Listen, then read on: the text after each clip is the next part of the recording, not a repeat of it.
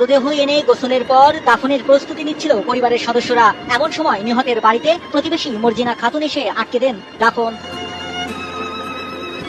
কিন্তু কেন এমন করলো মর্জিনা খাতুন, বিষয়টি নিয়ে মৃত বাড়িতে কানাঘুষা শুরু হয়। এমন সময় মর্জিনা জানান তিনি মৃত হারুনের কাছে সুদ সহ 15,000 টাকা পাবেন। সুদ বাবদ ওই 15,000 টাকা না পেলে হারুনের দাফন করতে দেবেন না মর্জিনা। এই ঘটনায় মৃত বাড়িতে আসা লোকজন হতবাক হয়ে গেছেন, কেউ কেউ ক্ষুব্ধ হয়েছেন। তবে মর্জিনা ও তার মেয়েকে কেউ কিছু বলেন না, তাদের এড়িয়ে চলেন গ্রামবাসীরা। কারণ তাদের দাবি মর্জিনা খাতুন ও তার মেয়ে মামলাবাজ। শেষমেশ হারুনের পক্ষে পরিবারের লোকজন দাবিকৃত সুদের টাকা পরিশোধ করলে হারুনের মরদেহের সামনে থেকে সরে যান ওই নারী। রোববার ঘটনাটি ঘটেছে চুয়াডাঙ্গার দামুরহুদা উপজেলার চিতলা গ্রামে। মৃত হারুন ওই গ্রামের নতুন পাড়ার নিয়ামত আলীর ছেলে। দাফনের আগে সুদের টাকা নেওয়ার সময় উপস্থিত কেউ কেউ ক্ষোভে ফেটে পড়েন। মরদেহ আটকে সুদের টাকা আদায়ের ঘটনায় হতবাক গ্রামবাসী।